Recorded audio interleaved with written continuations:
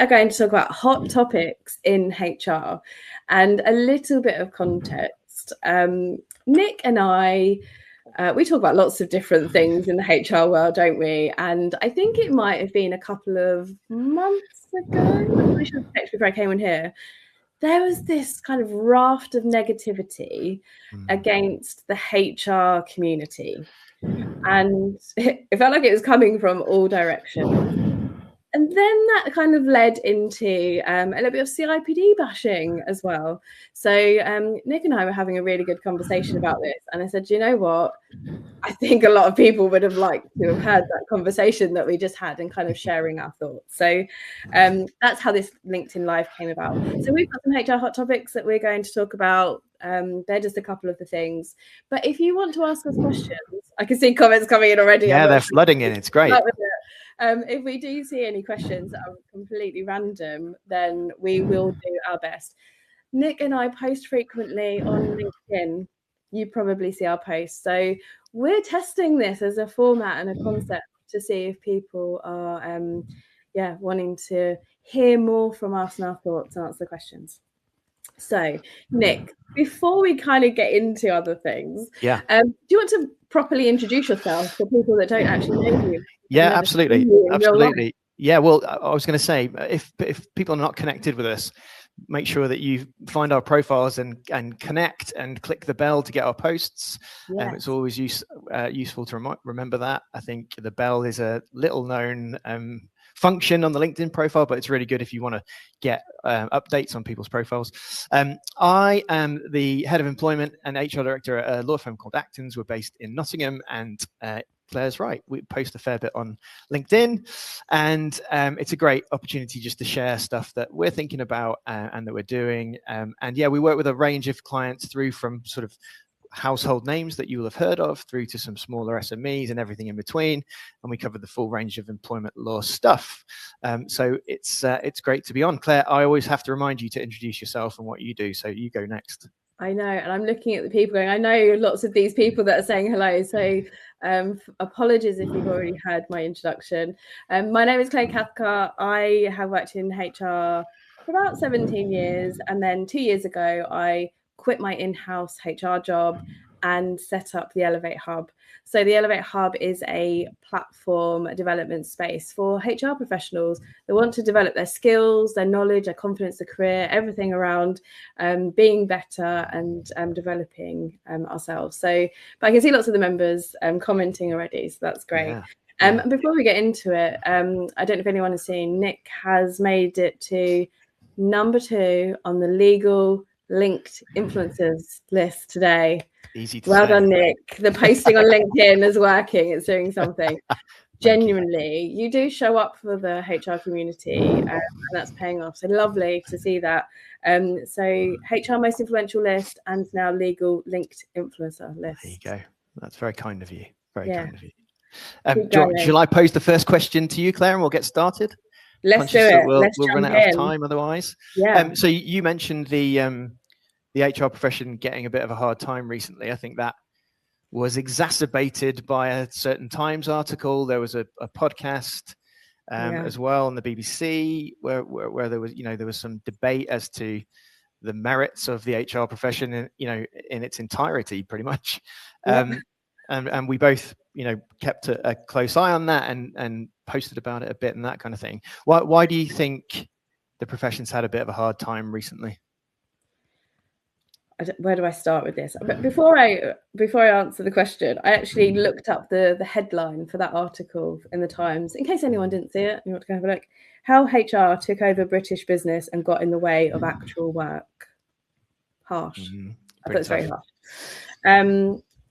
So I think there's a part of me that thinks, negativity sells, controversy sells, and we love the British press, but I think they kind of latched onto something, and it kind of it just grew arms and legs. So that was probably my cynical view of it, kind of initially, and the more airtime it got, I think it just carried on.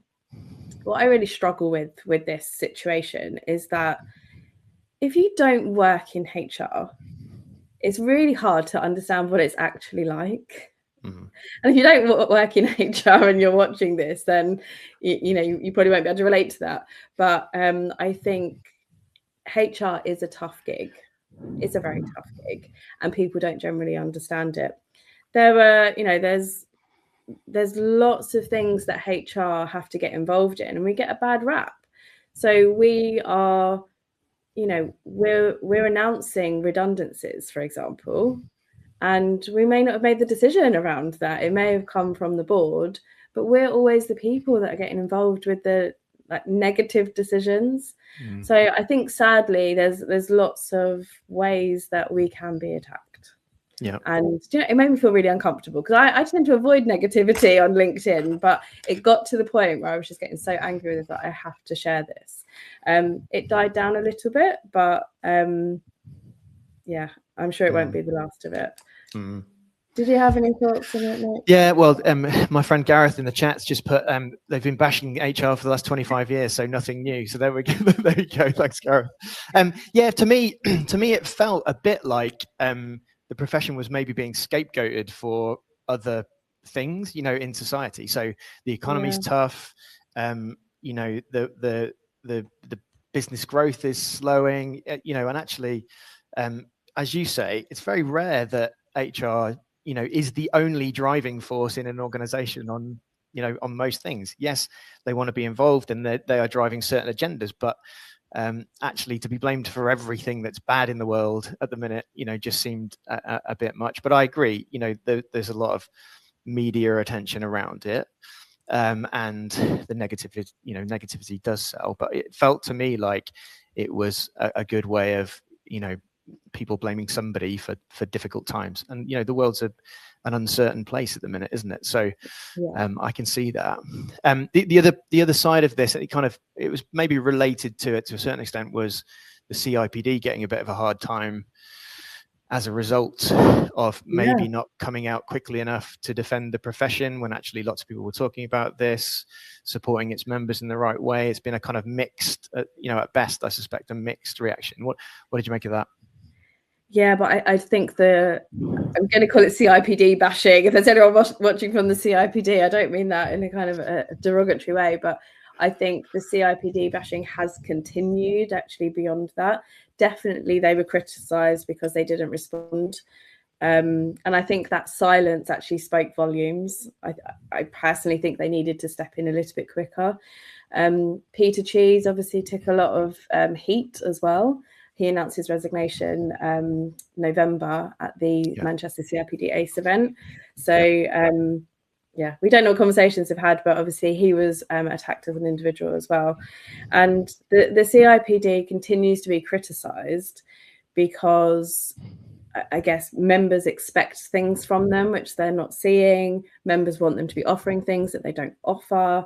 I actually spoke to David D'Souza yesterday, and I put this question to him. I was like, "What's going on with the CIPD?" Actually, what your thoughts was from a CIPD perspective? And it was really interesting because his view was that the CIPD offers lots of things that members aren't aware of. So they believe, and I'm not the spokesperson for the CIPD, so sorry if I'm doing this a disservice. They need to be better at communicating, and I think they kind of recognise and realise that is an issue for them. But yeah, they're reaching a very small proportion of their membership. So. Yeah, I think, like I said, I'm not here. I don't work for the CIPD, but I do think as an individual that has worked in the HR profession for such a long time, and having the CIPD qualification has significantly helped me in my career. I think we need to kind of just lay off the negativity and be more curious. Let's ask the questions. If there is something missing, let's have a conversation with them. Let's explore what they have. It feels like CIPD is paying me to say this. Promise they're not, but I'm not. I don't want to be here and be negative, because I do believe there are things that they could do better for sure. And it feels to me that there's definitely a PR exercise there for to improve comms, on what's being offered, what support there is. I think the other the other side of it is that it's clearly a pivotal moment with change at the top, isn't it? In terms of, okay, well, who's coming in, and will it be different? Will it take it onto, you know, a new phase? So I think it's an interesting time for that. I guess it's watch this space. I haven't seen any announcements about any of that. I'm guessing David didn't let you in on any secrets yesterday. I thought you were being appointed as the new. I doubt that very much. I doubt that very much. But that's actually a joke for anyone that takes it seriously. I don't know Nick being offered the role. It feels like we need to talk about the Employment Rights Act. So let's move away from the CIPD stuff and the HR bashing. Employment Rights Act. It feels, as I say, big changes. Yeah, some significant changes, but lots of little changes that we need to be working through. We did a probation session, was it yesterday, day before? Yeah. Thoughts on the Employment Rights Act and kind of impact for HR? Yeah, I think, well, you're right. I'd be surprised if it's not on every HR professional's agenda at the minute, having had Royal Assent kind of come in to law, you know, in December last year, and we're moving into that phase of, okay, well, what's actually now coming, and it is a staged approach, so we have some time, but it's definitely a time where HR teams are starting to plan and prepare, and obviously the interest in our, you know, probation period session this week was an indicator that people are thinking about things like that. I think, you know, we have both shared lots of info already about the timings for these changes, and also the kinds of things that HR teams need to be thinking about. I guess to keep it headline, we're doing a webinar on the 5th of Feb on the detail of, you know, all of this. So go to my profile in the featured section. That there's an invite there if you'd like to join us for that. But in terms of headline stuff, I guess I've been quite negative about it, which is kind of unlike me. I try and be as positive as possible with all stuff, but it feels to me that lots of the changes all combined coming at roughly the same time, staged over a year or so, combined with what employers have been hit with in the budget and the like, is actually pretty negative, and therefore negative for growth. But I'm trying to remain positive. My concern, I suppose, is that there's also a number of sort of unintended consequences of the Act as it is now, as I've kind of described them. So again, in really headline terms, you know, things like changes to fire and rehire, I think will result in more people getting fired as opposed to rehired. I think the changes to SSP, you know, day one rights for SSP, although it's positive on the one hand, on the other hand, I think it's going to send absence rates higher. I think the unfair dismissal changes, moving that to 6 months protection for unfair dismissal as opposed to 2 years. Again, on the positive side, it will protect more people, but I think actually more people are going to get dismissed from roles much more quickly after starting as a result. So there's a real mix of stuff in there. At the same time, I like the positive stuff around menopause action plans. I've been, you know, championing that with Angela, another of the experts in the Elevate hub, a lot recently. I like that. I like the day one rights to certain types of leave, bereavement, and, you know, all those kind of things. It's hard to argue with those being, you know, anything but positive. But it does concern me that HR teams are going to have to deal with a lot all at once, and that actually there are some unintended consequences there lurking, which may not be so positive. But I'm working on my positivity. But I do think there are some good things, like you said. I do agree around businesses potentially dismissing people rather than extending, you know, and making these kind of difficult decisions. I think for me, the Fair Work Agency coming out of this is a kind of unknown, and I'm feeling a little cynical about that.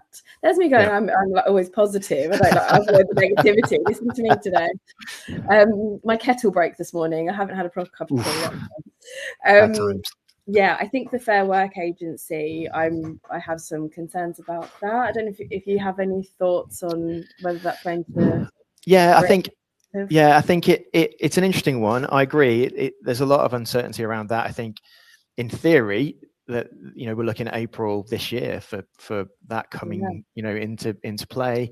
They've obviously recruited their top guy already, which is good, Matthew Taylor. So he's was part of the Good Work plan, which made some changes just before COVID that most people have forgotten about, but are important, and actually did change some stuff. The issue for me, I think, well, there are some additional powers. Some of it appears to me to just be combining the kind of the stuff that other organizations do, but there are some additional things that will be really interesting if they kind of materialize, which are, the ability for that organization to bring employment tribunal claims on behalf of employees, even if the employees are not bringing them, to go to employers and ask for documents and check computers and things like that. And I think if it's resourced properly, and that I think that's the biggest if on that front, I think it could be interesting. It could be a bit of a game changer, for employers, because there'll be the employment tribunal as a risk, but there'll be the Fair Work Agency who might also, come knocking, as it were. But resource, as with all things, that's the key to it. It's pretty toothless if there aren't actually people doing the things that organization is supposed to do. So we will see. I think that leads me very nicely onto the next topic that's on kind of front of mind, the tribunal system, and talking about resources. So, I mean, I'm not in the in-house world anymore. I'm not dealing with tribunals, but last I heard, they're kind of a couple of years out for hearings. Yeah, so I was asking the team today, what's our furthest hearing that's away, and the furthest we've got at the minute is October 2028. Wow. So a hearing listed, that far off, and it presents a whole lot of challenges. The backdrop to that is that tribunal claims have been going up. There's been lots in the news about ACAS really struggling, about doing conciliation ahead of claims, and they've extended the timescales for that. The latest stats we had, I think, were 2025, and there was a 33% increase on single claims year on year within that quarter. So that that signals quite a significant jump in my view, and that's before any of the implications within the Employment Rights Act have actually kicked in. So we haven't had the extended time scale for bringing claims. We haven't had the new unfair dismissal rights and so on. So there's a lot coming, and I've described it as a sort of tidal wave of employment tribunal claims, which I think it is quite possible. The problem is resource, as you said, Claire. I think the tribunal system is already, buckling under the weight of this. There aren't enough judges. There aren't, I think, actually in particular, enough administrative staff to do the things that need doing. And I'm aware that they're recruiting, but again, the resource just certainly isn't there at the minute. And I think that's going to be a challenge for us all. It's, again, I suppose, another of those unintended consequences. Actually, you flood the system with claims as a result of new rights, but actually people don't get justice because they can't get in front of a judge. And therefore, there's something not quite right with that, in my view. I think it's going to be a challenge for HR teams. Clearly, we need to be doing the stuff right in the first place. If we can head off claims, that's all good. I think we're going to need to get used to dealing with tribunal litigation, more of it, and some employers have a reasonable amount of that already and are sophisticated in how they manage that. I think employers that don't have might get more, and therefore need to work ways of doing that. Obviously, having good proactive lawyers to help with that is a good shout too. But I think the timeline is also important. If actually your tribunal claim isn't heard for 2 years, you've got managers who have done stuff maybe a year ago, and they're being asked to 3 years later or something like that, remember why they did it, what it was about, that kind of thing. So audit trail is obviously one of my favorite things, and I think just keeping records of that, and maybe even prepping these tribunal claims earlier than we might have expected ordinarily, because it's going to be so long, managers leave, whatever it might be. I think we're going to need a bit of a shift in how we deal with that. I think the point around the timescales around it, but also people actually leaving the organization. So I've certainly dealt with cases where people have left and the company just said, look, let's just settle, because to try and get these people back and provide a decent defense is going to be hard. So actually costing organizations more money because of the delay in the process. I think Melanie put in the chat, she saw a listing 2029. Jan 29. Yeah, there we go. Goodness. Yeah. So I think prepping, because in my experience, we normally do it kind of as we get closer to the hearing date. Absolutely. Yeah, absolutely. I was going to ask you about, we kind of touched on, HR having a hard time, and and the bashing of the profession and CIPD, but it feels like all that we've talked about is putting a lot of pressure on HR professionals, we often talk about, okay, well, who's there to support them? How is that working? It can be quite a lonely role, particularly if you're standalone, in an organization. Is that a thing that you're kind of picking up through your, through Elevate and that kind of thing? Yeah, I'm hearing this more and more. So within the Elevate Hub, if you're a Pro member, we have a WhatsApp group called Elevate You, and this is about confidence and how we can develop our confidence as individuals. And there was a conversation happening only the other day, and people were saying 2025 was a hard year. And this isn't just one or two people having a rant. This is pretty much every HR person I speak to saying it was tough, and tough for many reasons. We know the economy and the job market continues to be tricky. Large scale redundancies, or smaller scales, but just smaller redundancies, but kind of ongoing. So the pressure they're feeling, HR people being made redundant, which is putting pressure on the HR teams. So I'm hearing it a lot, and I'm not sure what the answer is, because it doesn't feel like it's getting better. It's definitely not getting better. I think when I look back kind of 15 years ago, 17 years ago, when I started in HR, I was very lucky that I had an amazing manager and a really fab team around me. But what I'm seeing more and more are people in standalone roles. If you're in a standalone role, put it in the chat, let us know how many of you are listening. So where do you find that support, that peer group, that community that can answer your questions? It's hard. I mean, there's lots of great communities out there. Obviously, Elevate Hub being one of them. But if you are, if you're watching this and you think, do you know what? It has been tough. I haven't had anyone to talk to. My manager doesn't work in HR, so they don't really get it. I really urge you and encourage you to go and find, whether it's a free Facebook group, whether it's the Elevate Hub paid membership, whether it's the CIPD, it doesn't matter. I think we all now need to get that support. Yeah. Workload increasing, expectations are changing, the economy, the job market, redundancies, there's a lot. Employment Rights Act coming in as well, just to further make things difficult. And I think actually one of the concerns that I'm hearing from people is that they think they're going to miss something from the Employment Rights Act. So it's not just like having to read everything through it, it's actually the concern that they're going to miss it, and the fallout from that. So that makes sense. I mean, you're speaking to HR people, I guess, all the time through your work. Well, I guess so it is tough. I suppose that when you were chatting that through, Dr. Jo Burrell came to mind in terms of her work, another of the Elevate experts, in terms of assessing the actual kind of mental health of the profession as a whole. I think I saw a post recently that the next survey, I think, is due out soon. So Jo, I don't know whether Jo's on the live or not, but if she is, and she wants to confirm that would be good. But if you don't follow Dr. Jo Burrell, it's worth doing that. If you're in the HR profession, I would say she's doing some great work supporting people in those scenarios as well, through supervision. So that's the other option, isn't it? Some of the stats from her last survey, I probably should have pulled them out, but the percentage of people that filled the criteria for clinical depression was quite significant. It's not a pleasant read.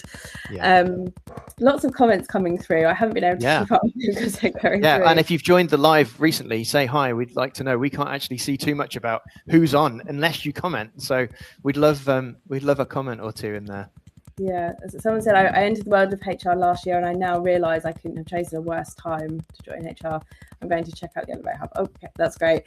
But yeah, it's the HR profession has changed. And I was speaking to someone who had like 20 years experience in HR, and we were both commenting that, you know, the world is different now. There are more expectations, and I think we're going to move on to talk about AI in HR. I don't think we have a huge amount of time left, but technology is changing quicker than we can keep up with it. And I think there's an expectation that we are now having to use AI for the more administrative tasks. So our job descriptions are changing, expectations are changing, people thinking that, you know, it's going to be cheaper because they can start to remove roles from structures.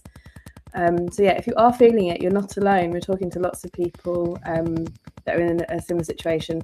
So don't give up, Zoe. Keep going. You're new into it. It's not all doom and gloom. I feel like we have sounded a bit doom and gloom today, which wasn't our intention. And that's definitely not like us. Yeah, definitely not like us.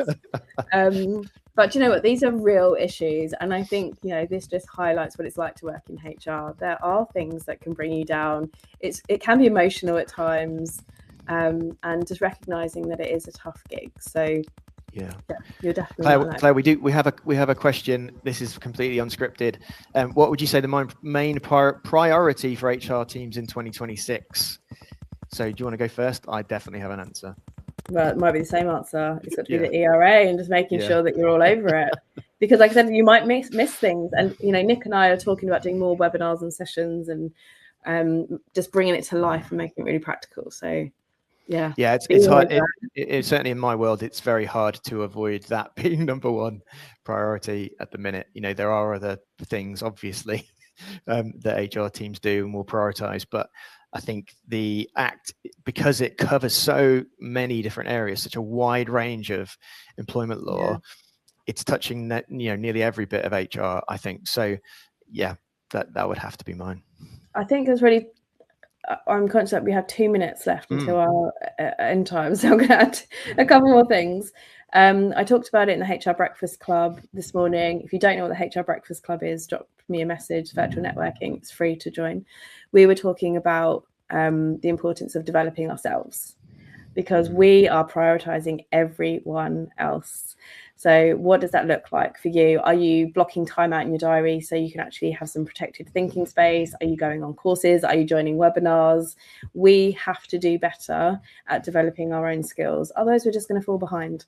So it's not a nice to have. It's not selfish to focus on your development. It's very, very sensible. So priorities for HR people would be that. And then well-being, we've touched on it already. We have to focus on our well-being because burnout creeps up on you. So if anyone has experienced that, you will know what I'm talking about. And it's not just a case of one day you're okay and the next day you're not. It just gradually builds. So we have to be prioritizing proactive well-being, I think. And if you are in an organization where you just don't feel that you have support, please reach out to Dr. Jo. She's lovely. Come into the Elevate Hub. There are lots of people around you that can signpost support, so you're not on your own. So ERA, development for HR people, and well-being, top three. There you go. Absolutely. And I think we've probably got like a minute left. The other thought I had was the HR people on the call being connected to each other, and obviously LinkedIn's a good way of doing that. So if you want to pop a link to your profile in the chat, if you're happy with people connecting with you, that's a good way of doing that. I suppose we'd also love some feedback on whether you thought this was useful, and not from a make us feel good perspective, but just whether it's worth us doing it again. So yeah, any feedback on this either in the chat or afterwards would be really appreciated. And yeah, do follow us too. Yeah, we just randomly decided actually do a LinkedIn Live and just talk about some of the topics. So yeah, we won't do any more if it's not helpful, but happy to step in and make it a regular thing if it's valuable for people. Nic, you survived your first LinkedIn Live. There we go. It was relatively painless. There you go. So much.